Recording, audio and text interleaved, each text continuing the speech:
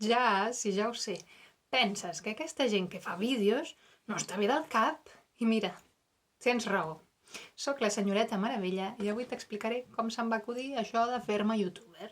Si em reconeixes, guarda'm el secret, Seria com veure el Peter Parker, que va cap a l'institut i començar a cridar als quatre vents. Què és l'Spiderman? Què és l'Spiderman? Oi que no ho faries? Doncs... Xxxt. T'explico la meva història. Des que tinc consciència, que escric. Escric de vegades sense escriure, només amb el pensament. És que tinc superpoders. De petita m'amagava per escriure. M'amagava perquè com que no havia vist mai ningú amb aquest hàbit, em pensava que era la persona més estranya d'aquest món. Tot i així, quan em preguntaven «Què vols ser de gran, nena?», jo deia «Escriptora». Fem un salt temporal.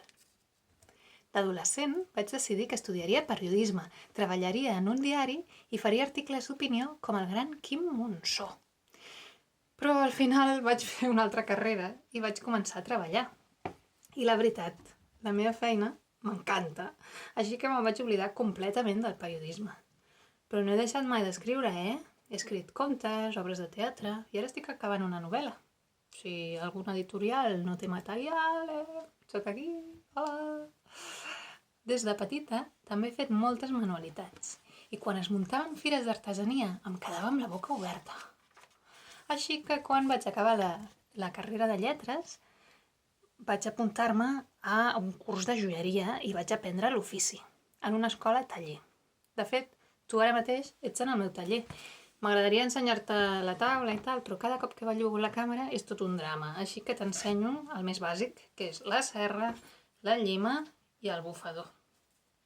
Amb aquestes 3 eines, si les domines, controles l'ofici de joier, que ho sàpigues. Per si algun dia et pica la curiositat i et poses a estudiar. En fi, a més tinc una germana, la Núria, que és molt més creativa que jo. I juntes vam començar a vendre coses. Venien peces a família, a amics, vam anar a fer fires, vam començar a vendre per internet. La Núria es va especialitzar en productes per nens i va crear Blue Bamboo. Entra al seu Instagram i mira el que fa. Per a les joies vam pensar en Sense Títol. Si vols tafanejar el que he fet, entra a sensetítol.cat. Sí, van anar passant els anys, jo escrivia, feia fotos, feia joies, vull dir, treballava, em començaven a sortir els primers cabells blancs, fins que un dia em vaig enganxar a un reality show, que no m'agraden, aquestes coses. Només me'l mirava per aprendre anglès. Allà totes senyores riques ensenyaven com era la seva vida i després aprofitaven per vendre'ns el que fos. Un llibre de cuina, una línia de productes de cosmètica, bosses de mà... I tenien molt d'èxit. I vaig pensar, calla, que ja ho sé, si la gent em coneix, segur que em compra els productes. Necessitava un bon aparador i l'he trobat. És aquest. Que t'agrada? Corria l'any 2014 quan vaig tenir la idea. Jo ja mirava vídeos de YouTube, sobretot de la Patri Jordan o la Isa Sawais, que eren com unes amigues virtuals que no em coneixien però que em van ensenyar a maquillar-me. Volia ser youtuber, també. Però alhora no volia sortir els vídeos, així que havia de crear un personatge. I com que sóc una mica friki, vaig pensar en el món dels superherois i se'm va acudir ser la Wonder Woman catalana. Ei, que et parlo de 2014, La pel·li de la guapíssima Gal Gadot és posterior. Hollywood se'n va copiar. Ho veus clar, oi? Vaig gravar un munt de vídeos, però tenia molts problemes tècnics i trigava hores a editar-los. Més tard, l'ordinador que feia servir va morir. En pau descansi. A més, jo treballo, recordes? I tenia els encàrrecs de Sense Títol, havia de netejar la casa, posar rentadores, cuinar, comprar... En fi, vaig decidir que tot allò de YouTube era absolutament inviable.